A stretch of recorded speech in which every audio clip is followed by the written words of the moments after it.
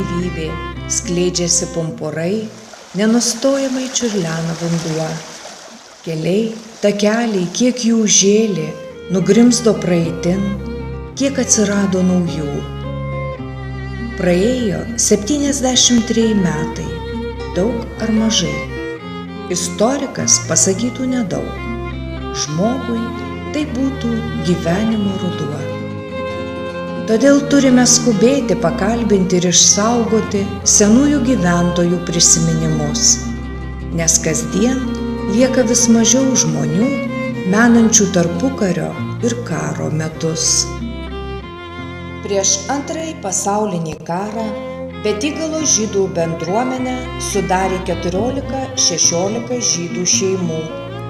Tarp jų buvo vaistininkas, gydytojas, daug prekybininkų, kai kurie vertėsi žemės ūkiu.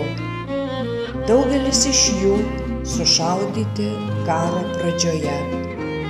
Vaistininkai Koganai buvo mokęsi Anglijoje, gerai mokėjo anglų kalbą. Buvo aukščiausios klasės provizoriai, turėjo daug vaistų, visada duodavo skolon, smulkiai išaiškindavo, kaip vartoti vaistus. Šypsodavosi išlydėdami pro duris. Eidavom į mokyklą, žinai, iš namų nebuvo ką labai valgyti, įsidėti. Tai užeinam pas Perečkinės. Tai Perečkinė, jeigu iškeptas bulkutės, tai iškeptų duot. O jeigu neužeikit paskiau, vešius kūrenas jau keptų bulkutės. Žinai, ką kepiklėlę turėjo? Ką? Ką kepiklėlę turėjo? Turėjo krautuvę. Čia tas kambarys, čia tas pečius kūrenas, o čia jos krautuvė. Į saldainį tenai, bulkučių visokių, tokių smulkmenų jinai turėjo. Mes su jas sugyvenom, mama visada pas juos naidavo tenai. O jeigu tos Velykas, kas čia buvo, macų duodavo tokie, tokie blynai keturkampi. Tai duodavo daugelį, jau pas juos daugą. Turėdavo kažkokių su lietuviais bendrų reikalų, ar ką jie veikdavo, kuo užsiimdavo? Vatų tai turėjo, reiškia, krautuvės turėjo. Tie, kai sakau, vaistininkai, Kaganavičiai, tai vaistinė turėjo, jie jau pardavinėjo vaistus. Tai jų pavardė Kaganavičiai. Kaganavičiai neturėjo nei šeimynas, jie taip jau vaikų nieka jau gyvena.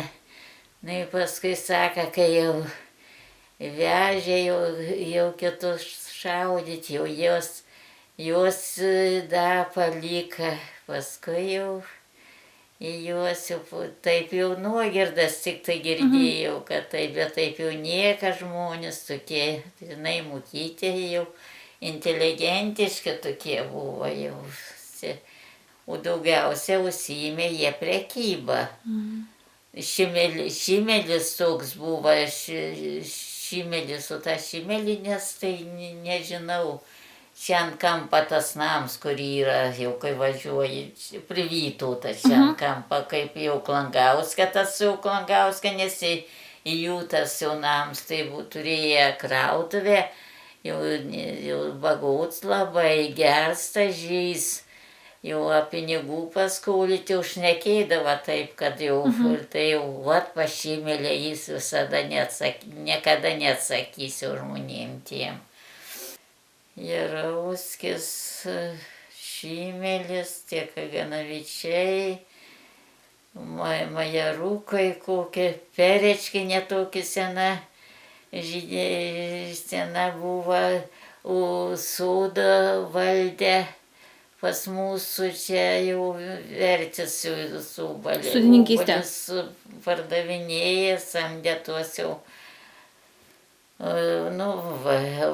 Bakūrus tokius skinti obolius čia, mūsų sodą jau valdė tenais viską.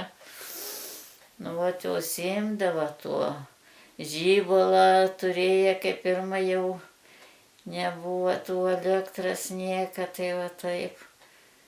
Jie įvertis prekyba daugiau, prekyba. O tėtas tai sušaudė kitas.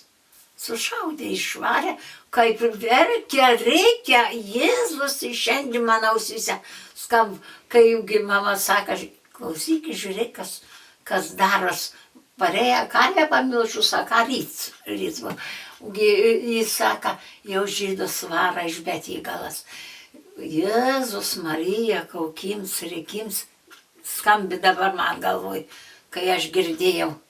Taigi, nuvežė va čia, užsisukus va prokrautuvę, į to kelią užsisukus, dar biški pavažiavas už nedaugelį, už dvarą, ant to kalniuką. Čia jis iškasta buvo. Duobės, čia jis sušaudė. Tai ką šaudė vokiečiai, o čia lietuviai? Lietuviai. Vokiečiai šaudės. O žinok, kas tokie šaudė, aš nežinau, negaliu pasakyti. Bet iš tos tribojais, kur buvo, čia priklausė valdžioj. Bet aš karvę varaus, kada atliek su arkliu, su vadais, va taip kopt, Kaminske liudoks. Tom rubežiu lėkia žydų tu šauda, tai jis lėkia prieš žydų tu šaudimą. Jau visus išvarė, sušaudė, jau tyko kelias dienas.